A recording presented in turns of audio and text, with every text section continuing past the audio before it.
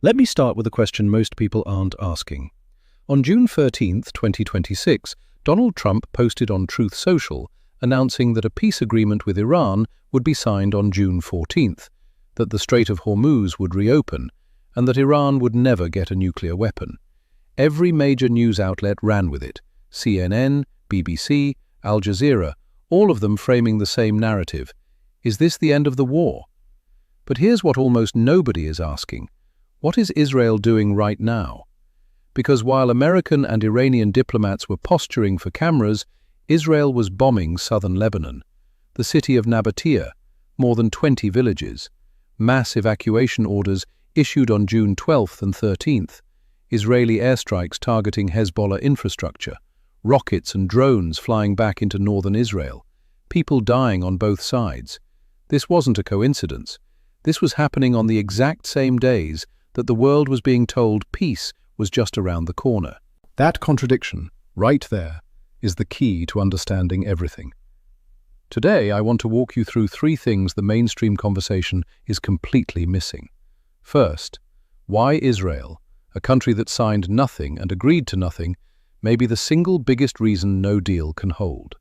Second, why what's being called a peace deal is actually something very different, what I'd call a tactical pause, and why Iranian voices are openly telling us this. And third, the thing with the longest consequences, why the Strait of Hormuz will never return to what it was before this war, and what that means for the petrodollar, the Gulf states, and the financial architecture America has spent decades constructing. This is my analysis. I could be wrong on parts of it, but I'm going to give you the logic, and you can stress test it yourself. Let's be precise about what Netanyahu has actually said, because the words matter. The Israeli Prime Minister communicated directly to President Trump and through Defense Minister Israel Katz publicly that Israel is not a party to any agreement between the US and Iran. More specifically, Israel will retain what they called freedom of operational action in all arenas, including Lebanon, to protect Israeli citizens. Read that slowly. America is brokering a peace agreement, and America's closest regional ally is publicly announcing it isn't bound by whatever gets agreed, that it will continue military operations whenever it judges necessary. Now here's why this is structurally fatal to any deal. One of Iran's core demands in the 14-point memorandum being negotiated is a ceasefire on all fronts, specifically in Lebanon. Foreign Minister Abbas Araghchi stated this explicitly on Iranian state television on June 12th. Iran demands a permanent ceasefire. Iran demands Israeli withdrawal from Lebanese territory. Iran, in his words, will not abandon those who stood with us. So you have two irreconcilable positions. Iran says the deal must include Lebanon. Israel says it isn't part of the deal and won't withdraw. And America is somehow trying to hold both of these simultaneously, pressuring Netanyahu to restrain himself while promising Iran regional stability. Netanyahu ignored the pressure and kept bombing. Think about what that reveals. Not just about this specific situation, but about the actual leverage Washington has over Jerusalem. If the United States cannot convince its closest Middle Eastern ally to pause military operations for 48 hours, just long enough to let a deal breathe, then any agreement signed is one that Israel can fracture the moment it becomes strategically inconvenient. Now, I want to go one layer deeper, because I don't think this is simply about short-term Israeli security calculations. Israel's long-term strategic vision, what some analysts call the architecture of regional dominance, isn't achieved by fighting every enemy simultaneously. It's achieved by keeping adversaries divided, keeping the region in a state of controlled instability, and accumulating influence as the dust settles. From that perspective, a stable and economically recovering Iran is actually a more dangerous Iran for Israel's strategic position. A weakened Iran, a fractured Iran, an Iran still bleeding through proxy warfare while managing internal political collapse, that serves a very different calculus. When Netanyahu asserts freedom of action, he isn't just making a defensive security claim. He's preserving a strategic architecture that Israel has been building for decades.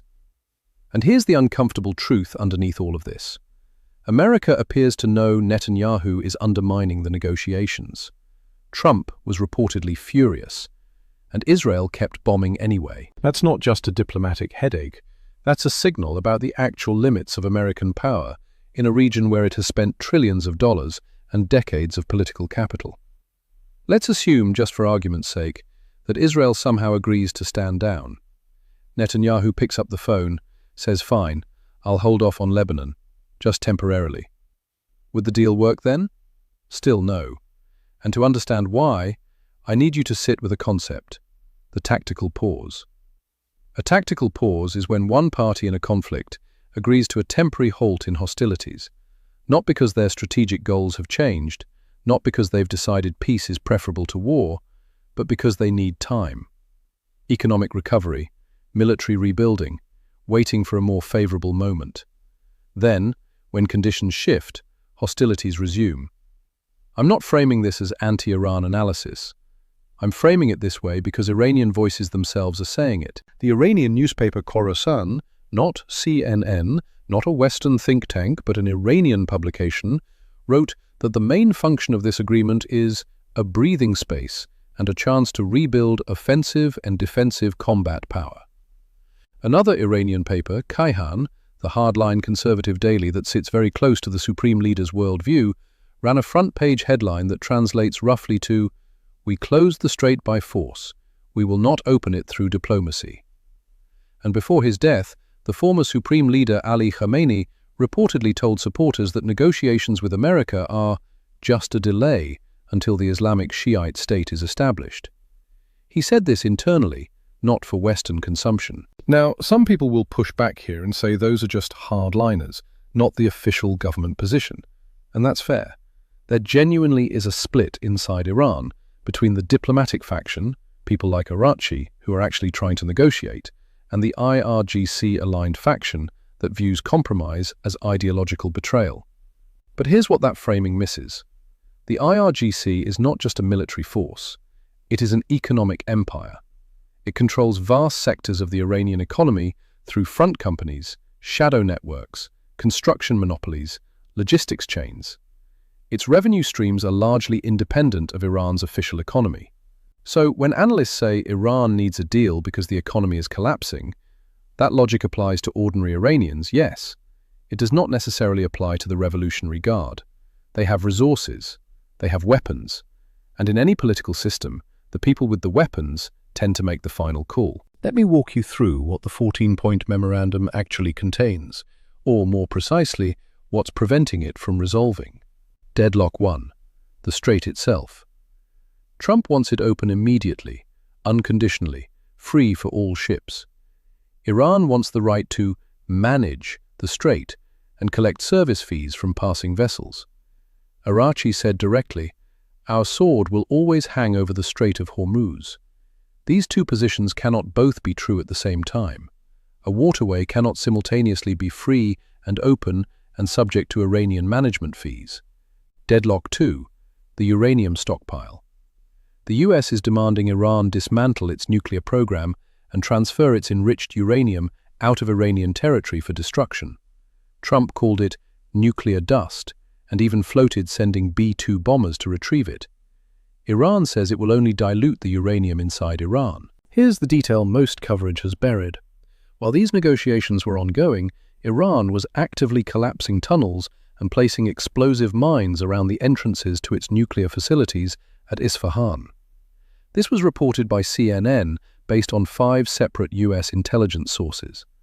We're talking about roughly 440 kilograms of uranium enriched to 60%, enough material for approximately 11 nuclear weapons, now buried under collapsed rock and surrounded by landmines. Think about what that action tells you. While your diplomats are discussing peace, your military is making the uranium physically impossible to retrieve. That is not the behavior of a country preparing to surrender its nuclear material. That is the behavior of a country preparing to keep it permanently. Deadlock 3. Sequencing. Iran is demanding America lift its naval blockade and release $12 billion in frozen assets before any technical nuclear negotiations begin. Vice President J.D. Vance said clearly, no money changes hands, no blockade lifts, just because Iran agrees to sit down. Economic benefits come only after verified compliance. This is a chicken and egg problem with no logical first move. Both positions are rational. Neither side can move first without handing the other a massive advantage. Deadlock 4. War reparations. The Iranian draft apparently included a mechanism for the US to compensate Iran for damage caused by American and Israeli strikes. Trump immediately listed rejection of war reparations as a non-negotiable precondition. For context, the United States never paid reconstruction assistance to Vietnam, despite committing to it in the Paris Peace Accords. They found legal and political reasons to avoid it. They will do the same here. The phrase, war reparations, is politically radioactive in Washington in a way that is essentially irreversible. Deadlock 5. The proxy networks. America demands Iran stop funding and arming Hezbollah, Hamas, and its allied militant networks. Iran says it will never abandon Hezbollah. And while this argument happens on paper, Israel is bombing Hezbollah on the ground, which makes the entire theoretical discussion about Iran's future support almost academic. Deadlock 6. Internal political fragmentation. This one gets the least coverage and may matter most. At the negotiating table, the Iranian diplomatic team is genuinely trying to craft a deal. Back in Iran, hardliners are protesting outside the foreign ministry, calling Arachi a traitor. The IRGC has been actively leaking contents of the memorandum to their affiliated media outlets, specifically to publicly commit Iran to maximalist positions that the diplomatic team never intended to make public. This isn't a unified government strategy. This is a civil war inside Iran's own foreign policy apparatus. And Washington is no different. Democratic senators are calling the deal a surrender document. Republican senators like Lindsey Graham and Roger Wicker are pushing for escalation, not negotiation. Both sides are negotiating against internal pressure as much as they're negotiating with each other. Add all of this together. The Israel problem, the 6 deadlocks, the internal fragmentation, the fortified uranium tunnels, and what you're looking at is not a peace deal. It's a structured pause. Iran gets economic oxygen. Trump gets a ceremony he can brand as a victory. And then, roughly 60 days later, when technical negotiations inevitably hit the same walls, we're back to square one. Except Iran has spent those 60 days continuing to fortify nuclear sites, and America has spent them arguing about who deserves credit for whatever document got signed. Here's the part that genuinely matters in the long run. The Strait of Hormuz will not return to what it was before this war. That sentence sounds abstract until you understand what the strait actually is. It's 33 kilometers wide at its narrowest point. Through it passes approximately 20% of the world's entire oil supply. Japan imports 75% of its oil through that channel. China imports 40%. India imports 60%. The Japanese Prime Minister has publicly stated that if the strait closes, Japan runs out of oil within 8 to 9 months and its economy collapses. To understand why this matters beyond just shipping logistics, you need to understand how the American financial system actually works. The US dollar has been the world's reserve currency not because of gold — America abandoned the gold standard in 1971 — but because of oil.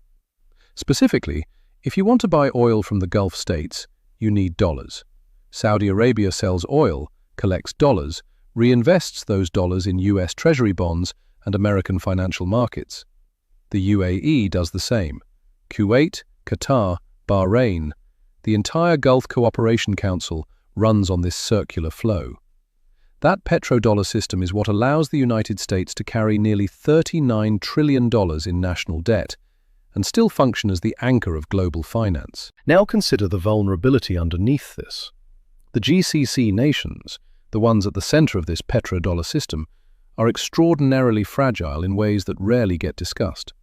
The UAE, Saudi Arabia, Kuwait, they import roughly 80% of their food from outside the region. They get 60% of their fresh water from desalination plants. And a single Iranian drone costing $50,000 is capable of destroying a desalination plant worth orders of magnitude more.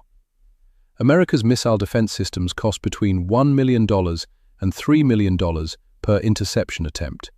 And they don't always succeed, meaning 2 or 3 interceptors may be needed per drone.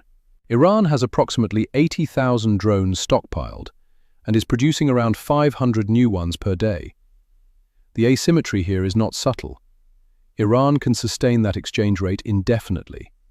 No one else can. But here's the scenario that should concern people more than a full closure of the strait. What if Iran never fully closes it, but simply makes it permanently uncertain? Not closed, just unpredictable. Ships passing through not knowing whether they'll be targeted. Insurance rates for tankers going through the roof. Shipping companies rerouting. Investment in the Gulf drying up. The petrodollar's circular flow doesn't collapse overnight, it corrodes. And Iran is not being subtle about its intentions. Araghchi said, "The sword will always hang over the strait." The Iranian news agency confirmed the draft agreement contains no commitment from Iran to relinquish management of the waterway. An Iranian lawmaker publicly compared Iran's proposed Hormuz management legislation to the oil nationalization of 1951, when Iran kicked out British oil companies and claimed sovereign control over its resources. That comparison is deliberate. It's Iran signaling, "We are claiming permanent sovereign authority over this waterway, the same way we claimed authority over our oil 7 decades ago." The Iranian parliament is now actively drafting legislation, formally titled "A Bill for the Security, Development and Progress of the Persian Gulf and the Strait of Hormuz," that would codify in domestic law Iran's right to collect fees from passing ships. This is critical. A negotiating position can be walked back. A domestic statute is far harder to reverse. If that bill passes, the pre-war status of Hormuz doesn't just become difficult to restore, it becomes legally embedded in Iranian law, regardless of what any memorandum says. The reserve status of the US dollar is built on one foundational assumption, that American military power guarantees free and open access to the world's energy supply. That assumption is currently being tested in real time, and the test results, so far, are uncomfortable. A naval blockade that can't stop $50,000 drones, an ally that ignores direct presidential requests, a peace deal announced dozens of times in 2 months that has yet to materialize in any durable form. These are not signs of imperial strength at its peak. Let me give you 3 concrete things to track in the coming days, because the most useful thing I can do isn't just explain what's happening, it's give you a framework to verify the analysis against reality. Watch how both sides describe any signed agreement. If a memorandum is signed, the US will say the strait is opening, and Iran's nuclear material is being surrendered. Iran will say it retains management rights over the strait, and its uranium stays in Iranian territory. When you see those 2 incompatible descriptions of the same document circulating simultaneously, and you will see exactly that, you're looking at confirmation of a tactical pause. Both governments are selling different versions of an ambiguous text to their domestic audiences. Watch Israel in the 48 hours after any signing. If Israeli military operations in Lebanon continue after a deal is announced, and if Hezbollah keeps responding, and Iran says nothing substantive about withdrawing its support, the core contradiction at the heart of this whole negotiation will have played out on the ground. The deal will have been born broken, because one of Iran's fundamental conditions for any agreement will have been violated by a party that never agreed to anything in the first place. Watch the Iranian parliament. If the Hormuz management bill passes, even after a peace deal is signed, Iran will have locked permanent legal authority over the strait into domestic legislation. Whatever the memorandum says becomes secondary. The legal architecture for fee collection and waterway management will be embedded in Iranian law, and walking that back requires not just diplomatic negotiation, but an act of the Iranian legislature. Every news channel right now is asking whether Trump and Iran will sign a document. I understand why. It's concrete, it's immediate, it gives journalists something to point to. But the real story isn't whether the paper gets signed. The real story is what happens in the 60 days after it's signed. When all the contradictions that I've walked you through, the unbound Israel, the buried uranium, the fragmented Iranian political apparatus, the strait that's being transformed from a free waterway into a managed toll road, come crashing back into view. The question worth asking is not, did they shake hands? The question worth asking is, which side is using this pause to prepare more effectively for what comes next? Because when you look at the actions rather than the words, and actions always tell you more than words, you see Iran fortifying nuclear tunnels with landmines, the IRGC sabotaging its own diplomatic team, the Iranian parliament drafting sovereignty legislation over the world's most important maritime choke point, and Israel continuing to bomb with no binding constraint whatsoever. A piece of paper signed in Islamabad does not change any of that. The war is being paused, it is not being ended, and the world is so focused on the ceremony that almost no one is watching what's being built in the background. How many more announcements of imminent peace deals will we hear before the world finally acknowledges that this conflict is nowhere near over?